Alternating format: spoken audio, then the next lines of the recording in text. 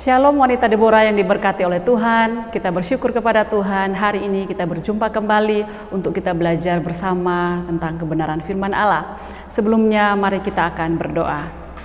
Bapa di dalam sorga yang kami panggil di dalam nama Tuhan Yesus Kristus, kami sangat bersyukur kepadamu ya Tuhan, sebab Engkau Allah kami yang ajaib, Allah kami yang besar, Allah kami yang kudus, yang terus menyertai kami sampai pada hari ini. Saat ini ya Tuhan, kami rindu bersama untuk merenungkan firman-Mu.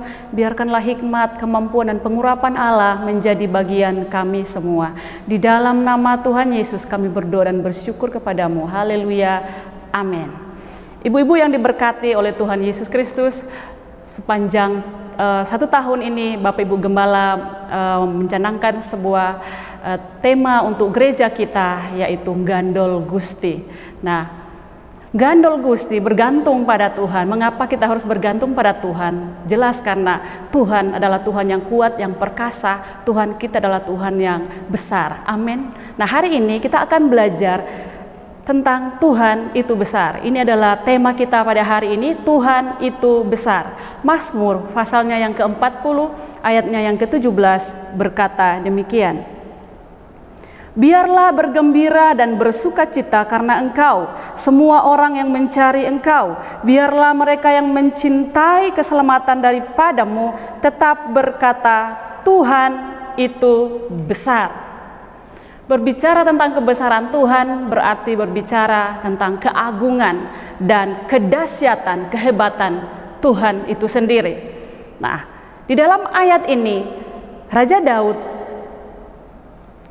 merindukan dan menjadi bagian dari doanya supaya setiap orang, setiap umat Tuhan menyadari, mengakui dan berkata kepada Tuhan bahwa Tuhan itu besar. Kita akan melihat, belajar dari ayat-ayat ini, apa bukti kebesaran Tuhan itu. Yang pertama, ayatnya yang kedua, Mazmur pasal 40 ayatnya yang kedua.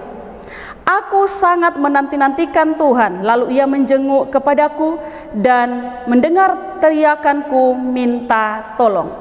Bukti kebesaran Tuhan dalam hidup Raja Daud yang dia alami sendiri, yang pertama adalah perbuatannya yang ajaib. Perbuatan Tuhan yang ajaib dirasakan, dialami oleh Daud. Di dalam ayatnya yang kedua ini dikatakan bahwa Tuhan mendengar doa Daud.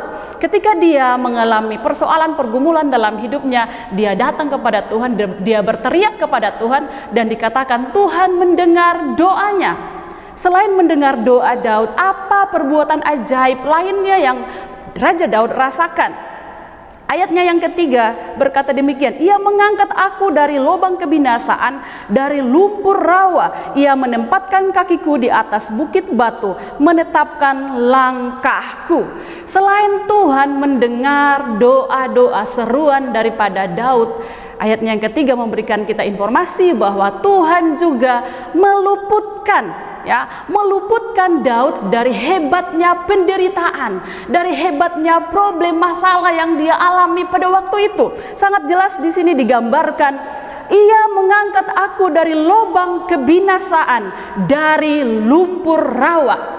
Tuhan mengangkat dia dan Tuhan memberikan dia kekuatan. Selanjutnya dikatakan, Ia menempatkan kakiku di atas bukit batu, menetapkan langkahku. Betapa luar biasa Tuhan kita, amin. Dia mendengar doa-doa kita, Dia juga meluputkan kita dari setiap penderitaan kita, menolong kita ketika kita menghadapi kesesakan. Tidak hanya sampai di situ, Dia terus memberikan kita kekuatan sehingga kita bisa tetap berdiri tegak di dalam Tuhan, amin. Selanjutnya bukti daripada perbuatan Allah yang ajaib dalam hidup Raja Daud, dan saya percaya kita juga mengalami itu dalam hidup kita. Ayatnya yang keempat dikatakan begini, Ia memberikan nyanyian baru dalam mulutku untuk memuji Allah kita. Banyak orang akan melihatnya dan menjadi takut lalu percaya kepada Tuhan. Ia memberikan nyanyian baru di dalam mulutku. Di sini saya berkata bahwa Tuhan memberikan sukacita, memberikan kedamaian, kebahagiaan kepada Daud, sekalipun dia di dalam persoalan yang sangat berat, di dalam tantangan dalam hidupnya, tetapi dia tetap merasakan sukacita, merasakan kebahagiaan. Kalau kita bandingkan di dalam Mazmur pasalnya yang ke 4 ayatnya yang ke-8, di sana firman Allah berkata begini. Ini juga merupakan doa daripada Raja Daud.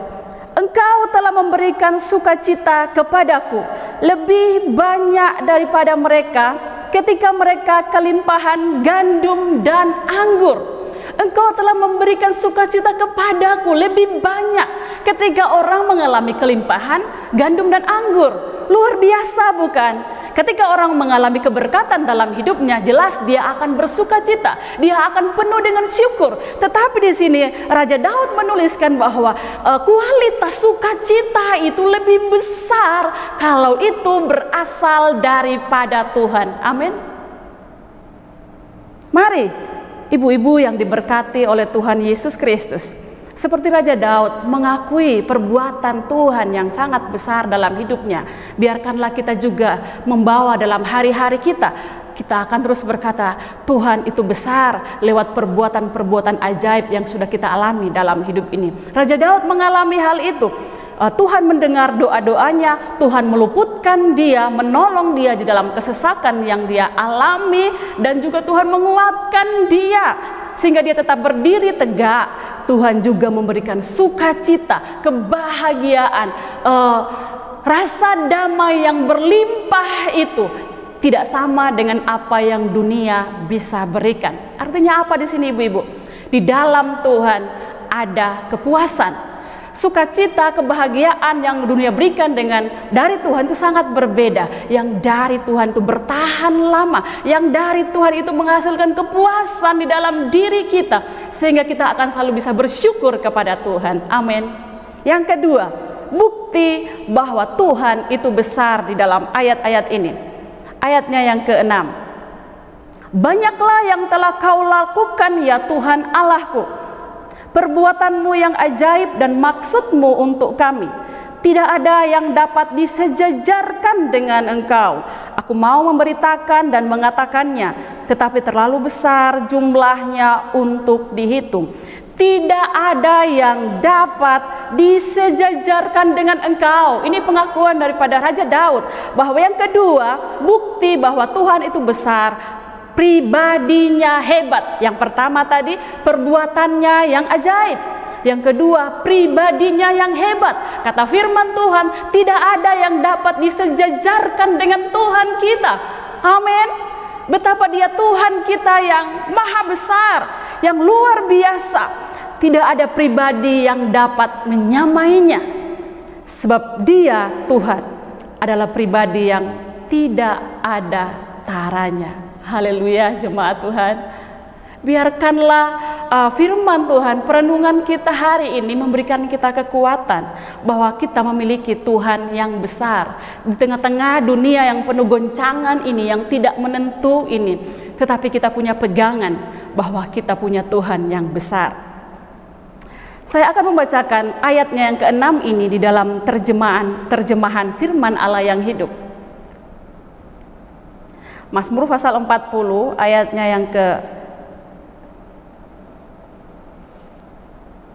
yang ke-6 di dalam terjemahan firman Allah yang hidup. Ya Tuhan Allahku, banyak kali Engkau telah mengerjakan mujizat-mujizat bagi kami, dan Engkau selalu memikirkan kami. Siapa lagi yang dapat melakukan hal-hal yang semulia itu?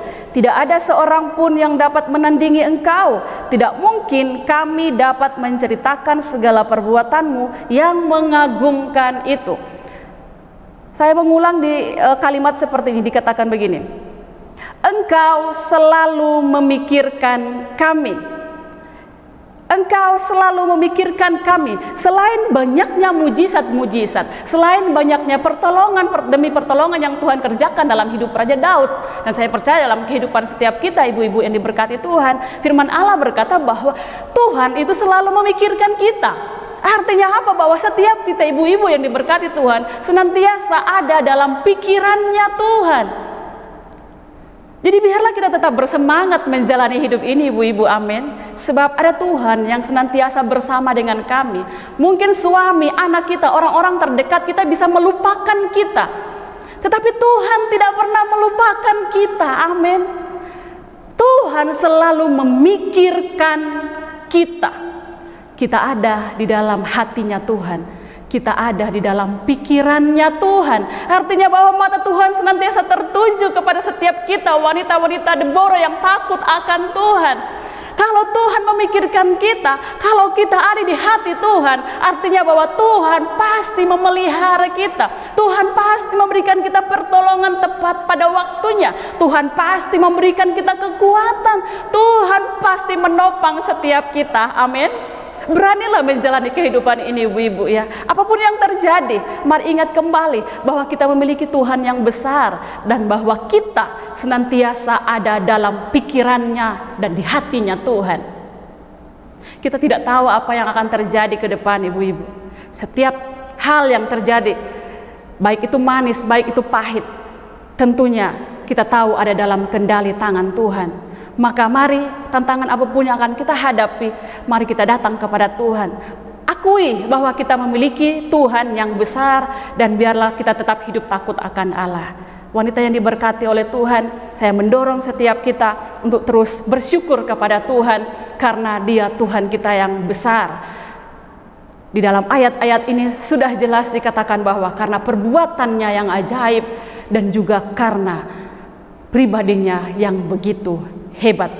Biarkanlah kita senantiasa takut akan Tuhan dan tetap hidup di dalam jalan-jalan Tuhan, sebab kita tahu Tuhan yang memelihara kita, Tuhan yang memberkati kita, Tuhan yang selalu menyediakan damai sejahtera yang melimpah itu atas setiap kita. Amin. Tuhan memberkati kita semua. Mari kita berdoa. Tuhan, terima kasih buat perenungan akan firman-Mu. Engkau mengingatkan kami bahwa kami memiliki Tuhan yang sangat besar. Terima kasih Tuhan, sebab perbuatan-Mu ajaib. Engkau mendengar doa-doa kami, Engkau meluputkan kami, Engkau menguatkan kami ya Tuhan ketika kami menghadapi krisis dalam kehidupan ini. Dan Engkau juga memberikan kami sukacita yang berlimpah-limpah. Engkau adalah pribadi yang hebat dan tidak ada seorang pun, tidak ada satu pun yang dapat disejajarkan dengan Engkau Tuhan. Sebab Engkau Tuhan kami tidak ada taranya. Kami bersyukur Tuhan, terima kasih kami akan menjalani hidup kami, hari-hari kami dengan penuh sukacita. Karena kami tahu Tuhan senantiasa bersama dengan kami dan hidup kami senantiasa ada dalam hati dan pikiran-Mu. Kami bersyukur, kami terima firman-Mu, kami terima kekuatan daripada Engkau di dalam nama Tuhan Yesus. Haleluya. Amin.